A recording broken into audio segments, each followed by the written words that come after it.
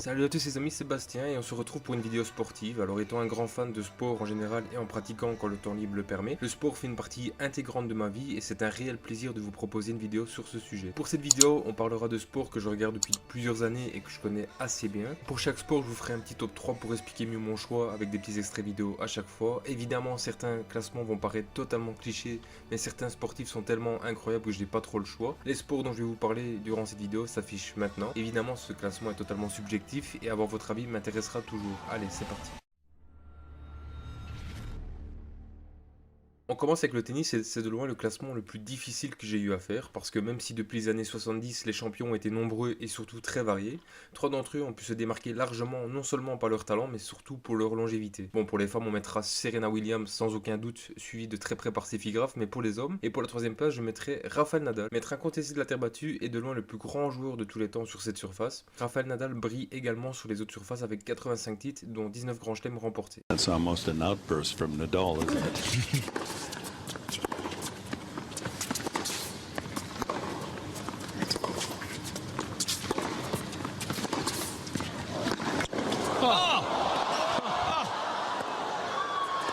Good.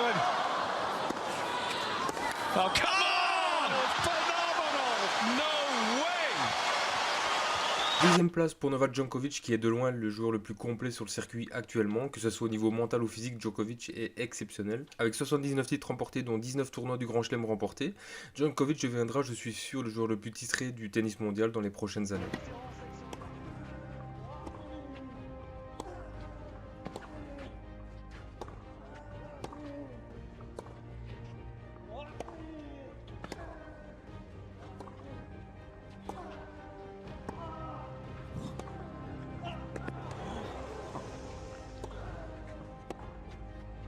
Non, elle est pleine cette balle. Non! La première place n'est rien d'autre que pour Roger Federer, le plus grand joueur de tous les temps à mes yeux, ne serait-ce que par son toucher de balle incroyable, son revers à une main et son humilité. Que ce soit sur le terrain ou en dehors, Roger est un exemple pour beaucoup de jeunes. Ce qui est incroyable avec ce joueur, il est tellement talentueux qu'il est revenu à 35 ans après une blessure et un retour en 2017 après 5 ans sans gagner un tournoi du Grand Chelem. Roger gagne l'Australian Open et Wimbledon en 2017 et je pense qu'on en a encore pour quelques années avec lui.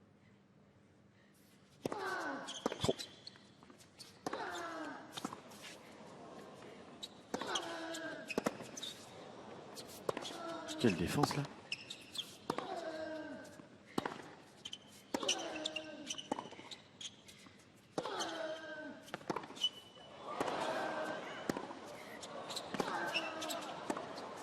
Il va venir.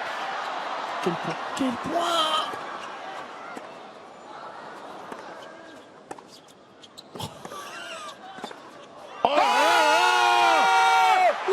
Le point monumental! Alors me direz-vous, comment se fait-il que ce top 3 s'arrache les grands chelems depuis plus de 15 ans et botte encore des culs après toutes ces années?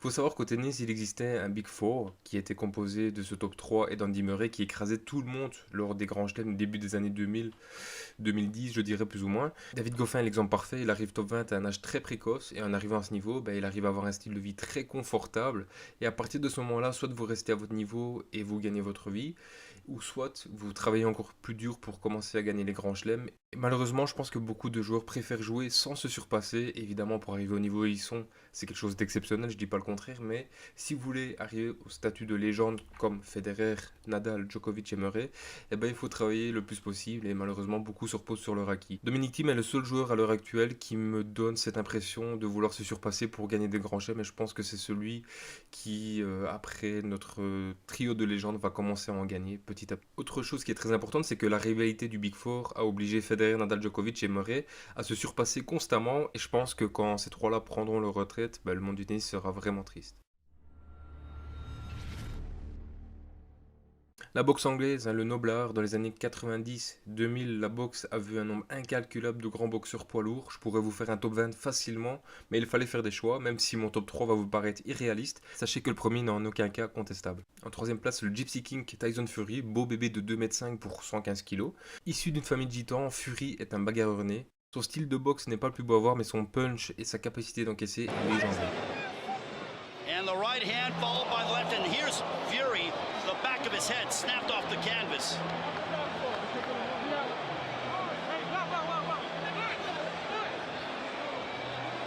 and Fury, looking up at the lights, was able to answer the count. Avec un palmarès de 31 combats pour 30 victoires et un nul, Fury est ce que j'appelle un vrai combattant. Malgré ses excès, son trash talk et son comportement un peu excessif, Fury est un boxeur respectueux de l'adversaire et ça fait de lui un grand champion.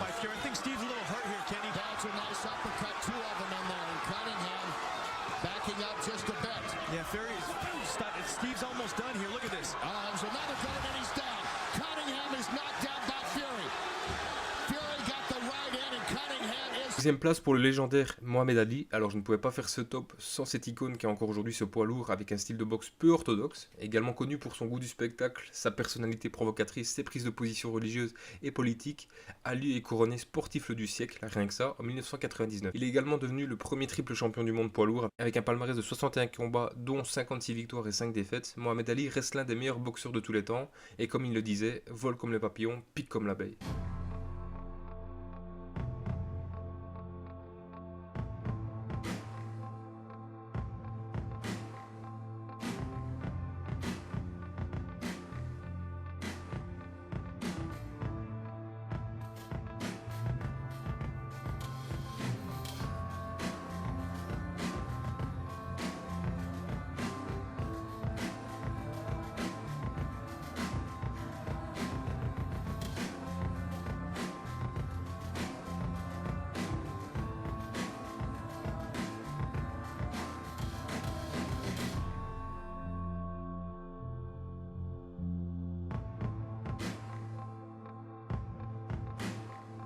Première place pour Iron Mike Tyson. Né à Brooklyn dans les quartiers où la violence régnait en maître, Tyson tombe sur Cus D'Amato qui enseigne la boxe aux enfants défavorisés et qui deviendra son mentor et arrivera à le canaliser. À 20 ans, il devient le plus jeune champion du monde catégorie poids lourd. Avec un style de boxe très agressif et extrêmement rapide pour un poids lourd, Tyson était une machine à KO avec la particularité de finir le combat avant le 3e round. Malheureusement, son entourage et ses prometteurs lui ont fait prendre de mauvaises décisions au fil de sa carrière, avec un palmarès de 56 combats pro pour 6 défaites et 37 victoires d'affilée où il était considéré comme invincible. Tyson restera le GOAT de la boxe anglaise.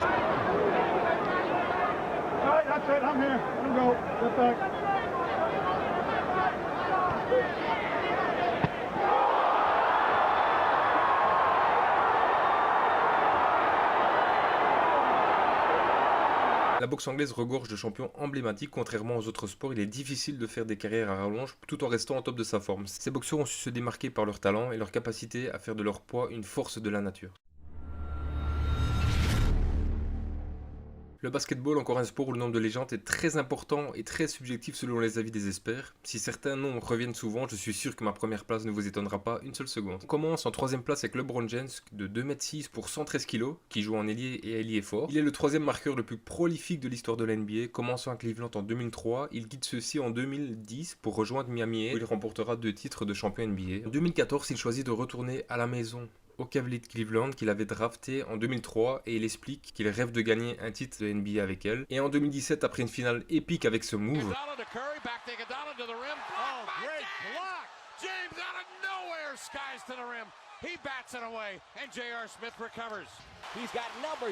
Kick James remporte un titre à la maison et s'effondre d'émotion. Il est élu en 2019 sportif de la décennie, d'où sa 3e place, sous-coté à mes yeux.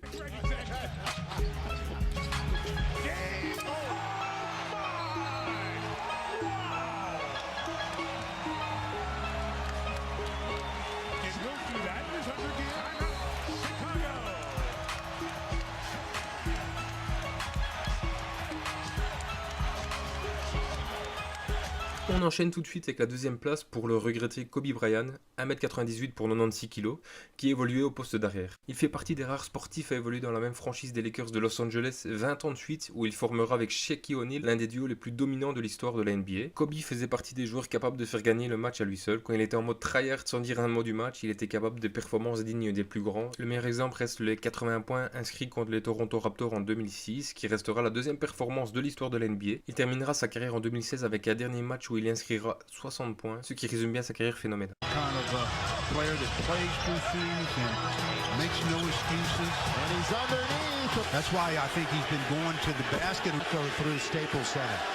As they have through his entire career. With them. A basket equals a 50-point game. Kobe underneath. He's got 51! About him having tired. Down the middle he goes, corner of the key. He's got another one. Kobe with the ball and the Lakers down 4. Bryant on its way. It's a one-point game. Who has the ball? With half a minute to play, Bryant for the lead. Yes! Kobe Bryant gives the Lakers the lead. Oh, I tell you something. This is, you know, he was legendary before this game. This takes it to an absolute another. Comment ne pas mettre Michael Jordan en première place avec ses 1m98 pour 98 kg et évoluant au poste d'arrière? Même s'il est considéré comme le meilleur joueur de tous les temps par la NBA, il est surtout considéré comme l'un des plus grands champions de tous les temps et a fortement contribué à populariser internationalement le basket et la NBA à travers le monde dans les années 80-90. Il passait la majorité de sa carrière aux Chicago Bulls où il portera son célèbre numéro 23 où il remportera de très nombreux titres. Il faisait partie des joueurs qu'il ne fallait pas trash talk car le provoquer augmentait considérablement son niveau de jeu déjà excellent. Après une première retraite sportive due à l'assassinat de son père, il revient à la compétition où il remportera 3 titres consécutifs de NBA, faisant également partie de la Dream Team au JO de Barcelone en 1992 où il gagna la médaille évidemment.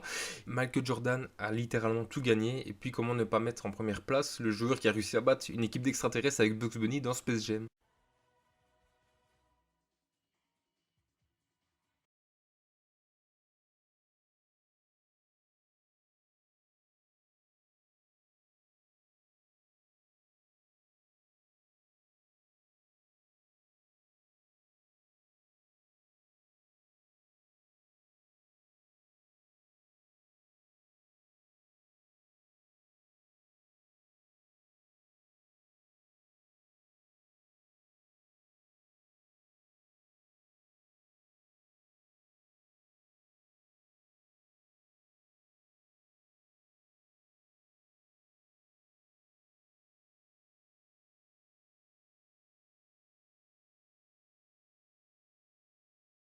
La particularité des 3 joueurs que je vous ai présentés, c'est qu'ils sont capables de faire des matchs d'exception dans des moments où il y a énormément de tension et c'est pour ça j'ai une attention toute particulière pour ces 3 joueurs. Il faut savoir que le basketball est une véritable religion aux États-Unis et une petite anecdote assez sympa, c'est que jusqu'en 1992, les Américains avaient comme politique d'envoyer des équipes universitaires pour défendre leurs couleurs aux Jeux Olympiques. Donc c'était des Américains de 18-19 ans qui jouaient contre des équipes pro et qui se faisaient laver totalement par les équipes plus expérimentées et surtout composées de pros.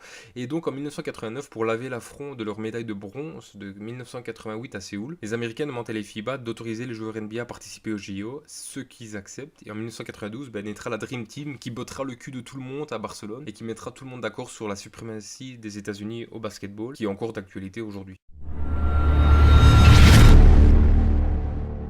Ayant habité au Canada durant un an, j'ai découvert l'UFC et l'engouement qu'il pouvait avoir en Amérique.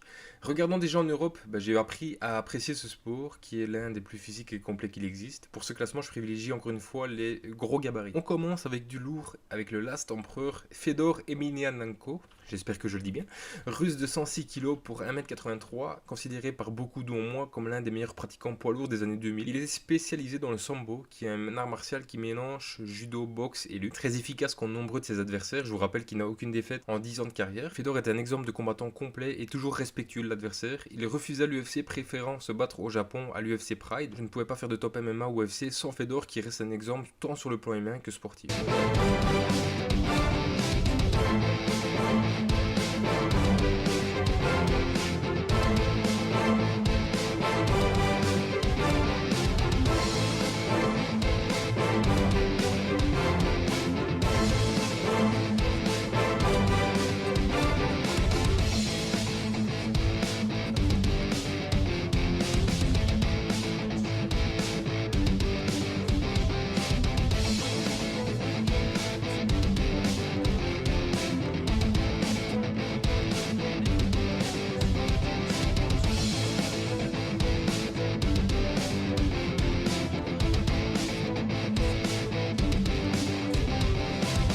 Deuxième place pour mon Canadien préféré, Georges Saint-Pierre, 1m79 pour 84 kg, c'est un champion des poids mi-moyens, spécialisé dans le Kyokushin qui est un style de karaté et de jiu-jitsu brésilien. Il est également considéré comme l'un des meilleurs combattants MMA de toute l'histoire. Très complet, humble, respectueux et très athlétique. Au cours de sa carrière, il va montrer sa nette supériorité physique et tactique sur ses adversaires. Avec un bilan de 28 combats dont 26 victoires, Georges Saint-Pierre est un vrai champion qui aurait mérité la première place de Stop.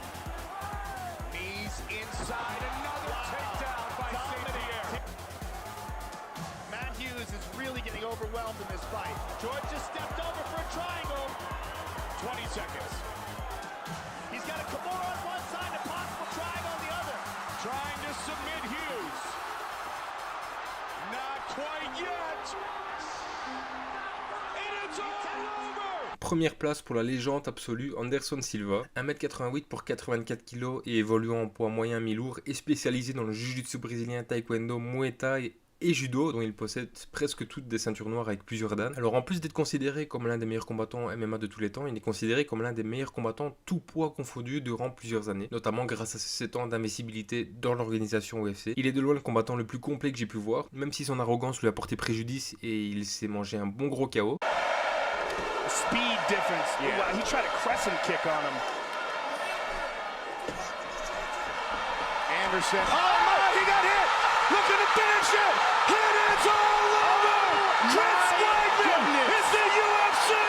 Lors de son retour, il s'est cassé le tibia, donc ça c'est ce que j'appelle le karma. Il fit son retour où il apparaissait beaucoup plus réfléchi et humble après sa victoire contre l'incroyable Nick Diaz. Silva est le GOAT du MMA à mes yeux. Vitor looking for the big left hand. Outstanding head movement by Anderson. Like we said, second to none. Oh! He front kicked him in the face! Absolutely rocked, trying to finish. It is all front over! Kick to the face! Anderson Silva remains the middleweight champion! Here we go, let's take a look at it again. Wow! It's almost like Vitor expected. Pour l'UFC, je suis conscient qu'il existe beaucoup de grands champions qui sont encore en pleine ascension à l'heure actuelle et je suis sûr que ce classement changera dans quelques années. Bon, le classement n'est pas très dégueu non plus, mais pour l'anecdote, je m'entraînais au même endroit à Montréal que Georges Saint-Pierre et ce fut un vrai honneur de voir un tel champion aussi simple. On termine cette vidéo avec le sport le plus populaire, le plus médiatisé et le plus controversé sur son meilleur joueur de tous les temps. Alors, en fin de vidéo, je vous expliquerai pourquoi Pelé ne fait pas partie de ce top. Comme pour le tennis, la longévité au top niveau sera l'atout majeur de Stop. Il faut également savoir que je ne suis pas un pro Messi Ronaldo, je n'ai aucune haine envers eux.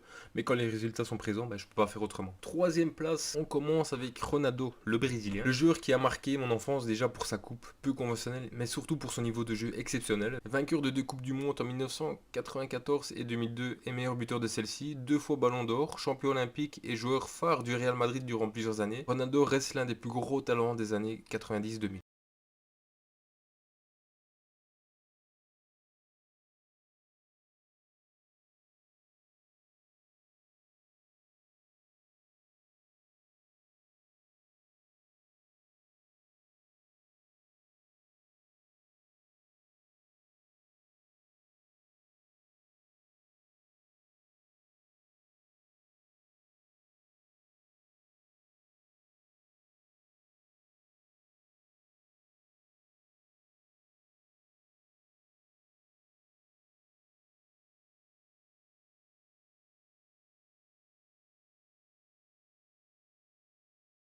Ah là là, c'est là que ça va faire grincer les dents pour Cristiano Ronaldo le Portugais, joueur au top de sa forme depuis plus de 15 ans. Ronaldo est ce que j'appelle un vrai bosseur parce qu'il s'entraîne sans cesse pour être le meilleur et garder son niveau à travers les années. Détenteur de 5 ballons d'or, une coupe d'Europe et de nombreux Champions League avec le Real Madrid, il est le meilleur buteur de la Ligue des Champions encore à l'heure actuelle. Malgré ses airs de prétentieux et son narcissisme constant, on ne peut contester son talent pour le football et la passion avec laquelle il nous anime depuis 15 ans. And then Ronaldo!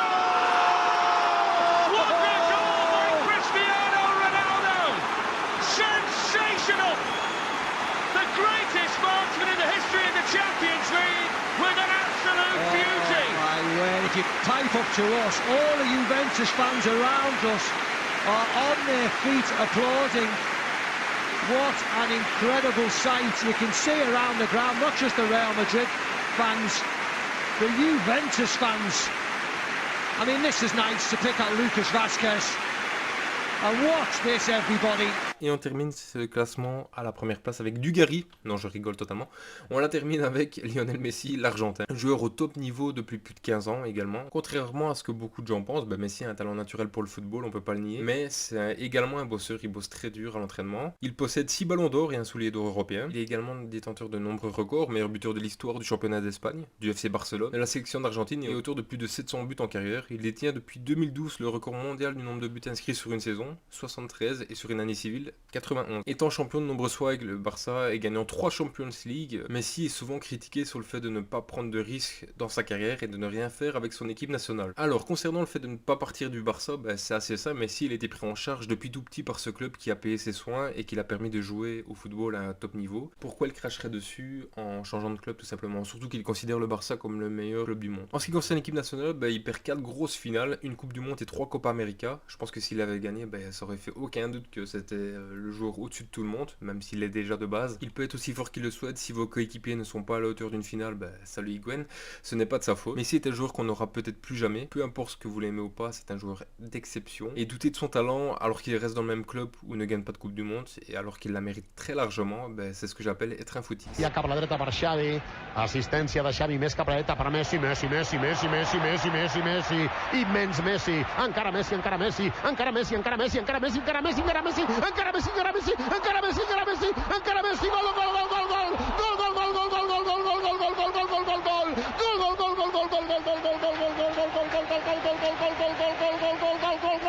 Alors pourquoi j'ai pas mis Pelé dans ce top? Ça va être assez simple. Alors oui, Pelé a gagné 3 Coupes du Monde et je respecte totalement ce sportif qui pour l'époque était au-dessus de tout le monde vis-à-vis de son niveau. Mais je suis désolé, il jouait contre des boulangers et des gars qui bossaient à l'usine le lendemain. Et si vous mettez Pelé actuellement, il serait réserviste au FC Lens. Voilà les amis, c'est ainsi que se termine cette vidéo sur le sport en général. Je sais à quel point les sacrifices pour le sport de haut niveau sont très difficiles. Je respecte chaque personne de ce top, ne serait-ce que pour leur talent et s'être placé au-dessus de tout le monde. Si vous désirez un autre top avec d'autres sports dont je connais assez bien, ce serait un vrai plaisir. N'hésitez pas à me contredire et surtout faire votre petit top dans les commentaires. Et je vous dis à la prochaine pour de nouvelles vidéos. Salut à tous!